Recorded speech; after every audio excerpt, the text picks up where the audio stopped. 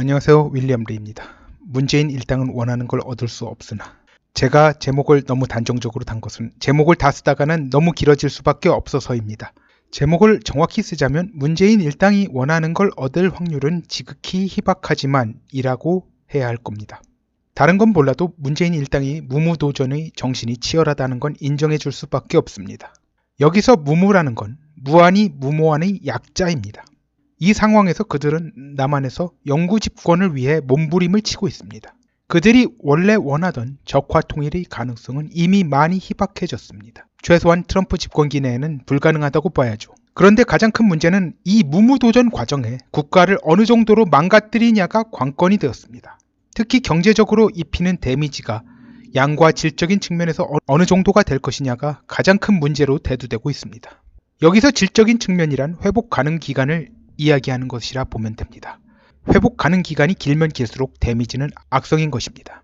문재인 일당이 얻고자 하는 걸 얻을 확률이 어느 정도가 되는가를 고찰해 봅시다. 문재인 일당은 현재 플랜 B를 가동 중입니다. 지금 현재로선 적화 통일의 목표는 일단 뒤로 하고 북한 체제를 존속시키는 것 정도를 우선 목표로 삼고 있죠. 북한 김정은 체제가 무너지고 북한의 친미 체제가 들어서면 문재인 일당 영구 집권 계획 실천은 심각한 타격을 입습니다.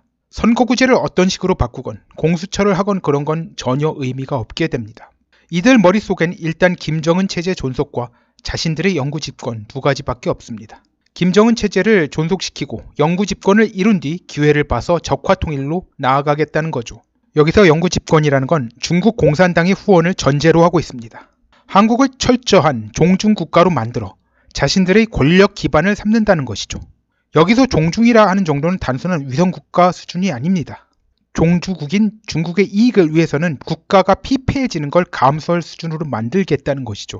이 정도면 조선시대 사대보다 단수를 더욱 높이 잡는 겁니다. 이러니 중국 외교부장 왕이가 문재인을 자기 아랫사람 대하듯 하는 것입니다. 이 뉴스는 뭐 보셨죠? 팔치면서 인사하는 거. 조선시대의 명나라의 장관격인 상서가 조선 임금에게 이렇게 맘먹을 수 없었습니다. 황제 칙사가 조선에 파견되어 칙명을 받을 때 황제를 대리하는 것이므로 조선 임금이 그 앞에서 칙명을 받는 예를 표하는 경우는 있었습니다만 그런 것도 아닌데 이 정도로 맘먹었다가는 목이 달아날 일이었습니다. 조선 임금은 급수로 보면 명의 황자들과 동급이었기 때문입니다. 그런데 현재 트럼프가 중국을 조이는 것의 주요 목적 중 하나가 한반도 내에서 중국의 영향력을 포기하라는 부분도 분명히 있습니다. 중국이 한반도에서 영향력을 포기하지 않겠다는 건 미국에 도전할 의사가 있음을 분명히 하는 것입니다. 사람들이 미중 무역전쟁을 단순한 경제 헤게모니 다툼으로 이해하니 머지않아 협상이 타결될 것이라고 보는 겁니다. 증권 투자계에 종사하는 사람들 중에 이런 사람들이 적지 않다는데 이 사람들은 고객의 돈 축내는 기생충이라 해도 과언이 아닙니다. 자기가 전문가라 불리는 분야에서 식견이 이 정도로 형편없는데 이걸로 밥 벌어먹고 사는 건 정말 양심 없는 일이죠. 제가 들은 바로는 이런 자들 절대 다수가 문재인 지지자들입니다. 미중 경제전쟁은 겉으로만 경제전쟁이지 실제로는 미중 패권전쟁이고 트럼프는 미국이 칼자루, 중국이 칼날을 쥐고 있는 상황을 최대한도로 미국에게 유리하게 이용하되 사태가 유혈화되지 않는 수준으로 진행시키는 것입니다. 그래서 표면적으로는 경제전쟁으로 보이는 것뿐입니다. 미국이 패권을 나누는 걸 용인했다가는 중국이 최대 패권을 잡고 미국을 누르고 윽박지를 수 있는 게 시간 문제이기 때문에 미국 입장에선 패권을 나눈다는 건 옵션이 될 수 없습니다. 지금 칼자루를 쥐었을 때 확실하게 그 짓 할 엄두도 못 내게 밟아버리는 게 최선책일 수밖에 없습니다. 안 그러면 바보죠.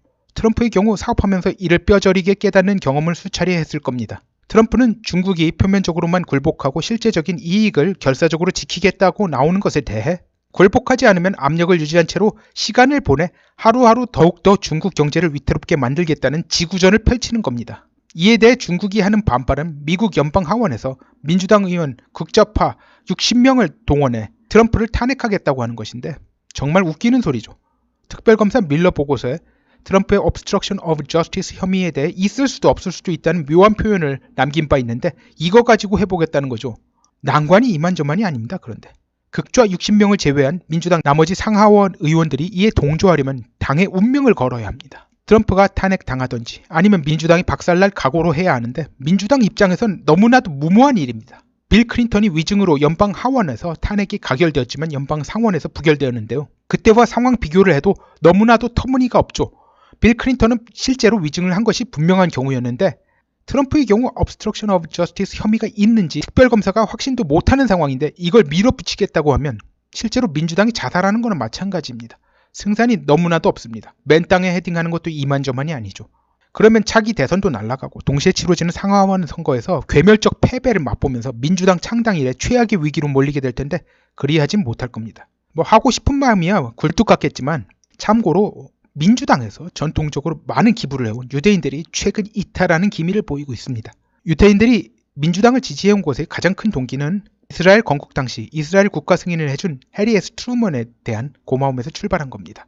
트루먼은 민주당 소속이었습니다. 여담이지만 트루먼은 고향에서 남성 양복, 모자 등을 파는 사업을 할 때 동업자가 유대인이었습니다. 그 사업이 잘 안 되어서 정치로 방향을 튼 거죠. 자, 이런 유대인들의 탈민주당 추세는 지금 아까 말한 60명이 민주당 극좌 세력이 반이스라엘 경향이 뚜렷하고 당의 중진들이 이에 대해 적절한 대책을 취하지 못하고 끌려다니는 상황이 되었기 때문입니다. 이런 상황에서 민주당 전국위원회는 재정적으로 엄청난 어려움에 직면해 있습니다. 그렇지 않아도 힐러리가 당선되는 걸 가상하고 돈을 너무 무리하게 끌어다 썼는데 무리하게 끌어다 쓴 게 지나쳐 이미 지난 대선 기간에도 삐걱거리다가 대선 다음에 대선 당시 민주당 전국위원회 의장이었던 도나 브라질이 책으로 이 상황을 폭로해서 뒤집어졌었죠. 지금 유대인들 기부금마저 끊겼으니 내년 말 대선과 상하원 선거를 제대로 치를 수나 있을지 모르겠습니다. 소로스가 정말 많이 도와주지 않으면 힘들 것 같습니다. 트럼프의 입장에 대해 이 정도로 장황한 설명을 하는 건 문재인 입장에서 트럼프의 입지가 약화될 확률이 희박한 상황은 극도로 불리하게 작용할 거라는 거예요. 중국이란 겉으로는 멀쩡해 보이지만 썩어도 보통 썩은 게 아닌 동아줄의 의지에 트럼프에 맞서려는 건 엄청나게 무모한 것이고 버텨낼 확률도 지독히 희박합니다. 아무튼 말씀드릴 수 있는 건 문재인 정권이 중국, 북한의 배경 업게 되는 건 끈떨어진 연신세가 되는 겁니다. 그러므로 한국 내에서 무슨 일이 벌어지니 나라가 적화되겠구나, 저들 뜻대로 영구 집권이 되겠구나 그리 생각하는 건 우물한 개구리 생각입니다. 저들의 뜻대로 될 일은 없겠지만 다만 저들의 몸부림으로 데미지가 얼마나 크게 나느냐의 문제는 상당히 심각합니다. 오늘은 여기까지 하기로 하죠. 내용이 너무 길어서 하루에 끝내기는 힘들 것 같습니다. 내일은 북러 회담 전망도 포함해서 말씀드리겠습니다. 구독, 좋아요, 알림, 공유 부탁드립니다. 감사합니다.